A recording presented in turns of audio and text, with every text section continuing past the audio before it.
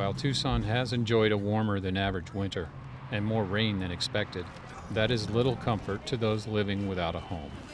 Tucson's homeless are seen each day in parks, on street corners, and in public places, trying to stay warm, asking for help, and making their way. The last street count of homeless in Pima County put the number at almost 1,800 people. Those numbers miss people that can't be counted because, for whatever reason, they weren't found.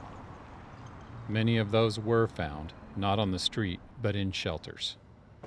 This is the St. Francis Men's Shelter, housed at Sacred Heart Catholic Church in Midtown Tucson. During the day, a hot meal is prepared for guests to be served when everyone staying here tonight is checked in, has a blanket, and a bunk. We take in anybody, just about anybody, unless somebody's wielding a gun or a knife, and that's what this place is about. We take in the people that fall through the cracks, people that aren't going to get into most of the other shelters.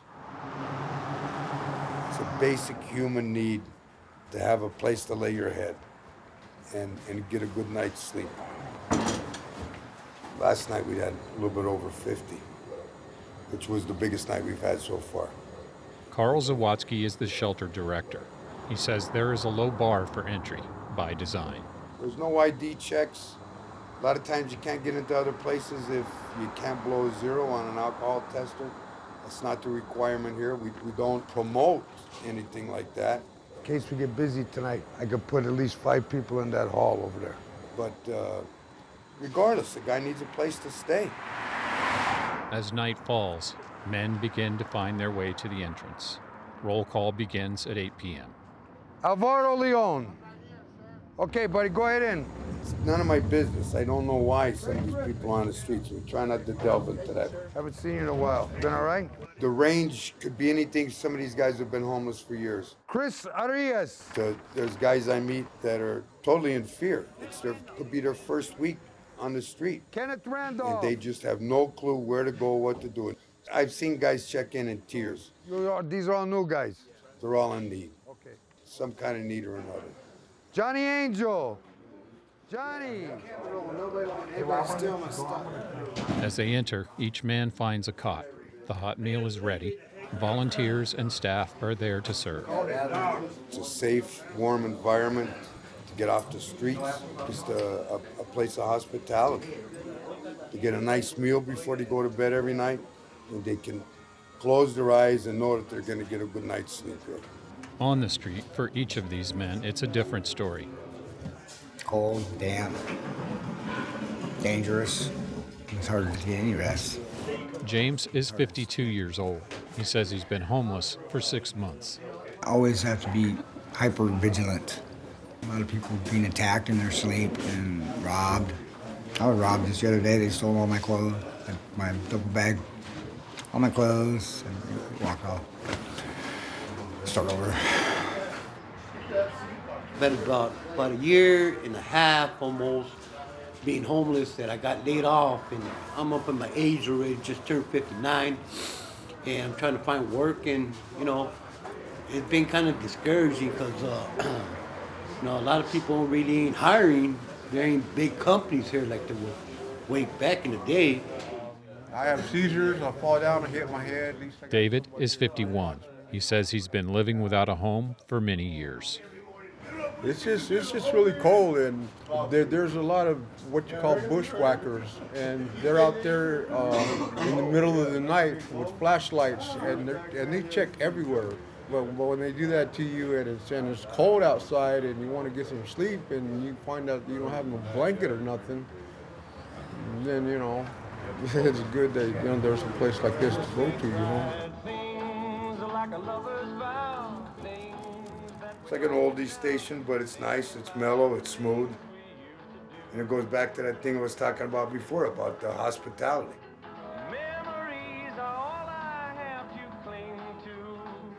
Once you get yourself homeless, you got to get out there and find your place to stay, And this was open-armed. Matter of fact, I felt so comfortable here. I went to church Sunday, and I didn't get all dressed up. I just went to church.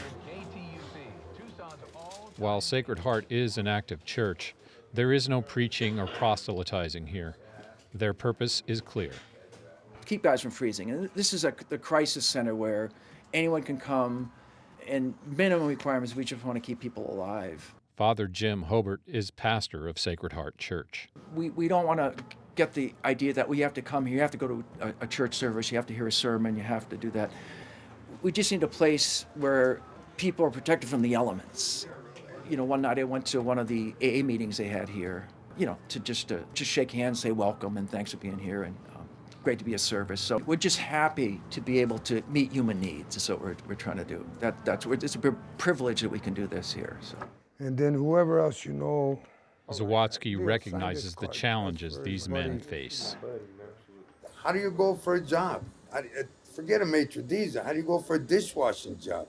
When you have no place to take a shower, you have no place to change your clothes. You don't even have any clothes to change if you had them.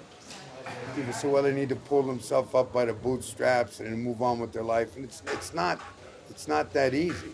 There was a time back in my 20s that I wound up, through my own fault, I wound up homeless. It's hard to get your dignity back. And it's hard if someone isn't there to help you. And that's how people make it, is by just another guy sticking out his hand. But when it's 20 degrees out and it's raining. Carl, he's really the heart and soul of the operation. He wanted to make it not just a warehouse, but a real home for guys. Never been to prison? Lights go out at 10 p.m. All right, guys, lights out. Good night. Sure. Good night. Have a good one, okay? And then everybody just gets their rest. And some guys are knocked out already. It's a hard day. It's a hard day out there. So some guys, right after they eat dinner, they just lay down and go to sleep and get ready to get up and hit it again tomorrow. And for the most part, we got some happy guests.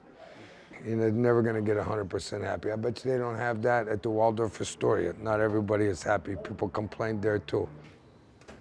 As they settle in for the night, there are thoughts of tomorrow. But you know, sometimes it's kind of hard to sleep and thinking about what you're gonna do the next day, where you're gonna go, what you're gonna do. You know, it's like, you know, I kind of wonder. There's a lot of guys out there, like, where do they all go, man? You know, it's a lonely life. You know, it's like, I get sad. You know. When the lights come back on in the morning, they rise, they get hot coffee, a light breakfast, and a sack lunch to take with them. Dude, this is a sanctuary. I'll come back tonight. I'll sleep here again tonight. Come on in. We even think Many people have helped very, very generously so far, you know, and people on the outside can help, you know, with their generosity. The city needs a place like this. This might be the place. right now.